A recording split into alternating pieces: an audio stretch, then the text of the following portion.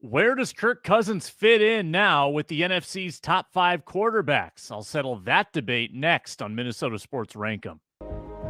This is Minnesota Sports Rankum, part of Locked On Sports Minnesota, and it starts now.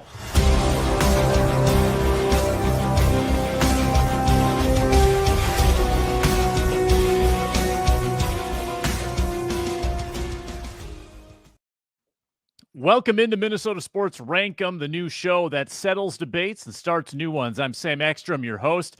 Quarterback movement abounding in the NFL. Better to edit this and get it turned around quickly because who knows what's going to happen next. But today we discuss where Kirk Cousins fits in with this new look NFC and the top quarterbacks in it. Kirk Cousins, just by default, seems to be inching his way toward the top. Where does he fit in with guys like Dak Prescott, Derek Carr, the new addition, Jared Goff, Geno Smith? We'll settle that in a moment. This episode is brought to you by FanDuel Sportsbook, the official sportsbook partner of Locked On. Make every moment more. Get started at FanDuel.com/LockedOn. All right, here's our first criteria in this ranking. Tom Brady is going to stay retired. Obviously, if Tom Brady goes to San Francisco or something, that would change the list. And secondly, it looks like Aaron Rodgers is leaving the conference. He's either going to Las Vegas or New York. Green Bay seems to be saying, all right, go ahead, Aaron. Go talk to the Jets. Please leave. Get out of here. So I think he's leaving the NFC. So with no Brady and no Rodgers, where does Kirk Cousins fit in the NFC quarterback picture? Let me rattle off just a few honorable mentions first without a ton of detail. Daniel Jones. Daniel Jones just signed a 4-year, $160 million deal. Haven't seen the guarantees on that yet, but it looks like he's staying in New York for a long time. I just think that changes the perspective on Daniel Jones. I don't think he's a top 5 quarterback at that contract. He had one good year. He beat the Vikings in the playoffs and then got killed the next week. And to be honest with you, I think it changes the equation when you're on a rookie deal and winning one game in the playoffs versus when you're paid $40 million. That team didn't really strike me as a sustainable outfit last year, but we'll see. Brock Purdy, injured right now, had a wonderful stretch, and I think he could be in the top 5 before long. But, he's in a weird situation, too, because he's probably can't start the year as the quarterback. They're going to have somebody else. And will that somebody else give him the stiff arm and not even let him back into the starting role? That's the question about his future. Jared Goff, we've seen some pretty high highs and some very low lows for him. He's a volatile quarterback. He seems to be in a system that fits him right now. I think he's just on the outside. And then Justin Fields. Justin Fields is my first man out. He's right on deck of being in the top 5 because honestly, he's special as a runner. He's so unique. There aren't many quarterbacks like him. I just need to see him for 1 year with a little bit of supporting cast. Because for all Justin Fields did well, he lost like every close game. And I don't think his arm talent is where they'd like it to be yet. And he didn't have a lot around him. So I will give him a pass, obviously, for the season that earned the Bears the number 1 overall pick. We'll see what he does with a little more talent around him and see if he can get into that top 5. But number 5 is honestly a little bit of a surprise to me even. I kind of talked myself into this. I'm going to go with the guy who just signed an extension in Seattle, Geno Smith. I'm not yanking your chain. I think he's the number 5 quarterback in the NFC right now. You can't exactly say that Geno Smith has a wonderful track record, but his first meaningful football in 8 years resulted in playoff appearance, 70% completion percentage, league leading, almost 4,300 yards, 30 touchdowns, 11 picks, QBR, and that's a stat that I put a lot of stock in, QBR of almost 61. On a scale of 0 to 100, a 50 is kind of your almost an above average performance for a lot of quarterbacks. 60 is very good. Quarterback rating over 100 as well. Over 250 yards per game. Almost 8 yards per pass attempt. He had a wonderful 2022. And because the Seahawks were deemed as a tanking team, he didn't get a lot of love until late in the year. But look what he did with so little around him. Geno Smith deserves a lot of credit for last year. I think Seattle was smart to re-sign him. He's got a little mobility, makes good decisions with the football. You can't really say that, well, he's going to regress to his 2014, 2013 form when he was with the Jets and he was 23 years old. That was a lifetime ago for Geno Smith. Think of the amount that he's learned as a backup over the years, the maturity, and now that he's given a chance, he did something with it. So I think Geno Smith, and at a fairly reasonable quarterback contract as well. Like I think it's a better deal than Daniel Jones, and I think he's a better quarterback than Daniel Jones. So I'm going to go with Geno Smith as my number 5. Number 4 on the list, top 5 quarterbacks in the NFC. Derek Carr. Derek Carr, career record 63-79. Feels like he deserves better than that. Derek Carr has put up stat lines of 28 touchdowns, 6 picks in a season.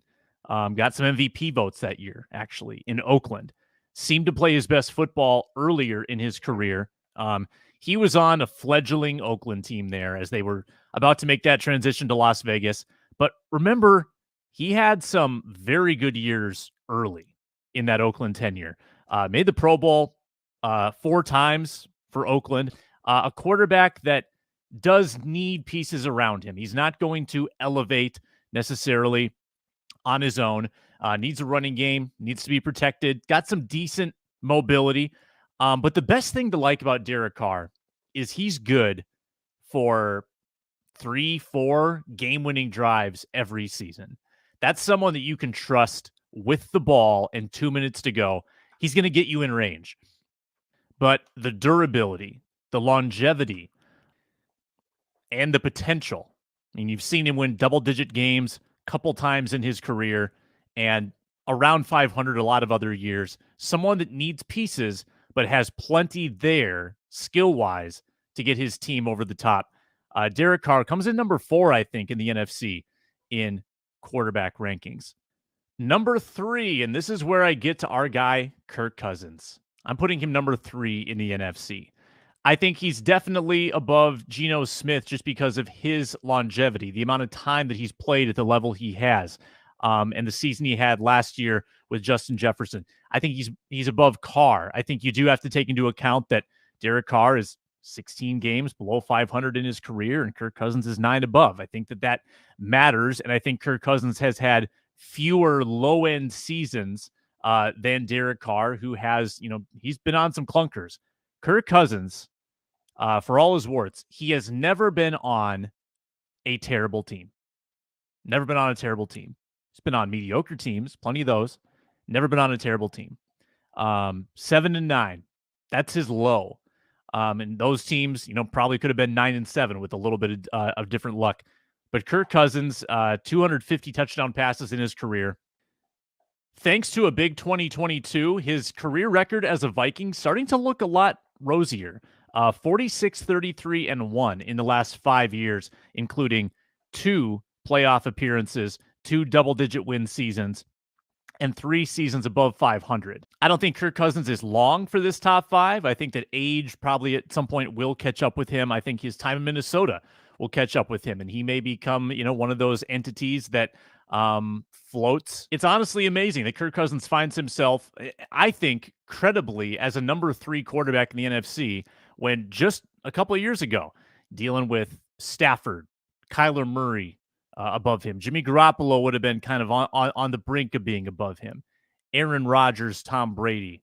The conference has just changed so much, and so much of the talent has moved on to the AFC or retired or regressed or gotten injured. And here Kirk Cousins finds himself just steadily gliding along. And then one big season for the Vikings, 13-4, boom. He finds himself kind of in a new place, I think, in the quarterback hierarchy. Some people might argue that he's number 2, but I'm going to put somebody above him after I tell you that FanDuel.com is the official sportsbook partner of Locked On. FanDuel.com/lockedon. That's where you go to get started. If you're a new customer, get a no-sweat first bet up to $1,000 back in bonus bets. Just download the super easy-to-use FanDuel app. Safe, secure, and you can bet on NBA, NHL, XFL, golf, Players Championship coming up, Timberwolves and Wild as they come down the stretch of their seasons. You can put them together for a parlay or a same-game parlay where you can stack bets within the same game and give yourself a chance at a big payout. FanDuel.com/lockedon to get started. Get your no-sweat first bet for up to $1,000 back in bonus bets. Make every moment more with FanDuel, an official sports betting partner of the NBA. So who's above Kirk Cousins? Gonna give it to Dak. I'm giving Dak Prescott the nod. I know some people will be retching. They'll be saying, no, you can't do that. I'm doing it. Dak Prescott didn't have a great 2022. And if we were grading 2022 seasons, Kirk would win. But Dak Prescott is 25 games above 500 in his career. Dak Prescott, literally 1 season ago, went 37-10 with almost 4,500 yards. Dak Prescott was a rookie of the year at one point. Like, he started off great. And he, as recently as 2021, was playing great. He is 6 years or 5 years younger than Kirk Cousins, age 29. Dak Prescott moves in the pocket. He can run a little bit. He throws a wonderful deep ball. I know 2022 was a problem, but I can't not see what he's done in his career. I know that he's a better quarterback than Kirk Cousins. And in fact, we were having the conversation just in 2021 that he might be the best quarterback in the NFL when he came back from injury in 2020. The guy's unbelievable. So I've got a lot of respect for Dak Prescott. We'll see if he bounces back in 2023. And if he doesn't, if Kirk Cousins continues to play well and Dak doesn't, then we can have a conversation. But I think Dak earns the nod, number 2 quarterback in the NFC right now. Number 1, it's a little anticlimactic. It's Jalen Hurts. Jalen Hurts, whole package, can run the ball, at least in the sneak situation, but he can run it outside the pocket as well. He's an amazing story, kind of battling through adversity in college. 2nd-round pick. He had to overcome being the second banana in Philadelphia for a while there behind Wentz, and here he is. He's almost a Super Bowl champion, but there's no one even close to Jalen Hurts in this conversation, not when he's on rookie money, especially. Jalen Hurts will make a boatload someday very soon, but for now, Philadelphia can just build around him. It's good to be an Eagles fan right now. Next year, more of the same. I think they're going to be highly, highly competitive with Hurts at the helm. He's the top quarterback in the NFC. No question about it. So again, here's our top 5. Let us know what you think in the comments section. Did we get Kirk Cousins right? You can yell at me if you want on Twitter at Sam Ekstrom as well. Thanks for watching today's Minnesota Sports Rank 'Em, the show that settles debates and starts new ones. We'll talk to you next time on Locked On Sports Minnesota. So long.